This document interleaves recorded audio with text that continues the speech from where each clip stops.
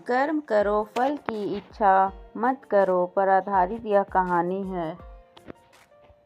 हम सभी अपनी क्षमता के अनुसार सोचते हैं, लेकिन भगवान हमें अपने हिसाब से सब कुछ देते हैं। हम छोटा मांगते हैं और कई बार भगवान हमें उनके देने की क्षमता के आधार पर कुछ अच्छा और बड़ा दे देते हैं। एक राजा था जो अपनी प्रजा का बहुत ख्याल रखता था। वह अपनी प्रजा के बीच जाता और उनकी समस्याओं को सुनता था। वह कोशिश करता था कि वह उनकी समस्याओं को दूर कर सके। उसकी कर्तव्य निष्ठा के चर्चे दूर दूर तक फैले हुए थे।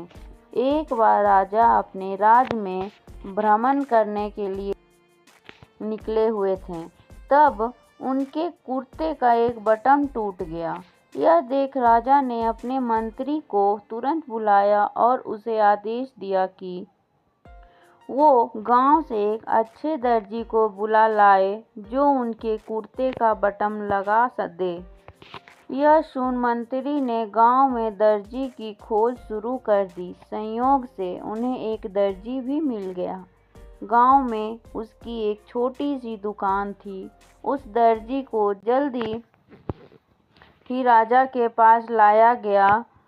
उस दर्जी से राजा ने कहा कि क्या वो उसके कुर्ते का बटन सिल सकता है। दर्जी ने कहा कि यह तो बड़ा ही आसान काम है। दर्जी ने अपने थैले से धागा निकाला और कुर्ते का बटन लगा दिया। राजा बेहद खुश हुआ और उससे पूछा कि वो उन्हें कितने पैसे। इस पर दर्जी ने कहा कि इतने से काम के लिए वो पैसे नहीं ले सकता। इस पर राजा ने कहा कि वो इसकी कीमत जरूर देंगे। दर्जी ने सोचा कि उसने तो बस धागा ही लगाया है, तो उसके 2 रुपये मांग लेता हूँ।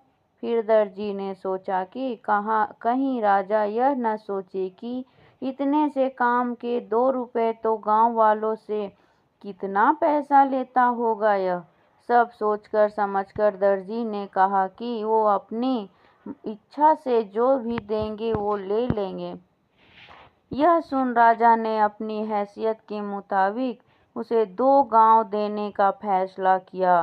राजा ने कहा कि समाज में उसका रुतबा छोटा न हो जाए, इसलिए उसने यह आदेश दिया।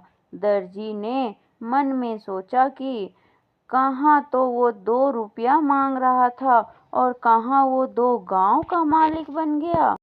इस कहानी से यह सीख मिलती है कि हम सभी अपनी क्षमता के अनुसार सोचते हैं, लेकिन भगवान हमें अपने हिसाब से सब कुछ देते हैं। हम छोटा मांगते हैं और कई बार भगवान हमें उनके देने की क्षमता के आधार पर कुछ अच्छा और बड़ा दे देते हैं। इसलिए गीता में श्री कृष्ण ने भी कहा है, कर्म करो फल की इच्छा मत करो। यही इस कहानी का सार भी है। धन्यवाद।